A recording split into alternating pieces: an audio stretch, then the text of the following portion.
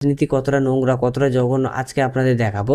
যখন উপরে কোনো বড় বড় নেতা যখন কথাবার্তা বলে, ওনাদের মধ্যে কোনো সময় ভেদাভেদ নেই, কথাবার্তা বলছে সব ঠিক আছে, কিন্তু গ্রাম লেভেলে যখন দেখা যাবে যে এবং গ্রামের সাধারণ একটা পার্টির কর্মী অন্য সাধারণ পার্টির কর্মীর দিকে তাকাচ্ছে না, কারণ উনি অন্য পার্টি করে বলে। যখন দেখতে পাবে দুই বড় বড় পার্টির নেতা একে অপরের সঙ্গে মধুর সম্পর্ক এবং কথাবার্তা বলছে, উপরে যারা নেতা আছে সবসময় তারা ঠিক থাকছে, কিন্তু গ্রামের যে সাধারণ কর্মী আছে তারা সবসময় মার খাচ্ছে। আপনারা যে ভিডিওটাতে দেখতে পাচ্ছেন সেখানে দুজন নেতা হাসাহাসি কথা বলছে, কিন্তু এরা হচ্ছে দুজন দুজনের কিন্তু বিপক্ষ, এবং সেখানে যখন ওনাদের সঙ্গে বিতর্ক হয় তখন খুব গুরুতরভাবে বিতর্ক হয়, কিন্তু ওনারা বাইরে কি সুন্দরভাবে কথা বলছেন দেখুন। কিন্তু ওনাদের যে নিচু স্তরের কর্মী আছে তারা কিন্তু সবসময় ঝগড়া মারামারি, কোনো সময় মধুর সম্পর্ক নেই, কিন্তু ইনারদের দেখে আপনারা বুঝতে পারবেন না যে ইনারা একে অপরদের বিরোধী। এবং এই দুজনের মধ্যে একজন হচ্ছে বিজেপির রাষ্ট্রীয় মুখপাত্র সম্বিত পাত্রা, যিনি পুরী লোকসভা থেকে সাংসদ। আরেকজনকে যদি দেখতে পাচ্ছেন তিনি হচ্ছে আরজেডির রাজ্যসভার সাংসদ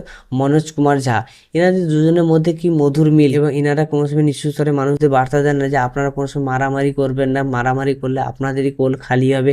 একই গ্রামে বাস করতে হবে, একই চায়ের দোকানে বসতে হবে, একই পাড়ায় থাকতে হবে, সেটা কোনো সময় এনারা বলেন না। প্রতিটা সাধারণ মানুষ থেকে নেতা মন্ত্রী সবাইকে মনে রাখতে হবে, মতামতের অমিল হতে পারে কিন্তু মনের যেন কোনো সময় অমিল না হয়। আপনাদের কি মনে হয় কমেন্ট বক্সে অবশ্যই জানাবেন।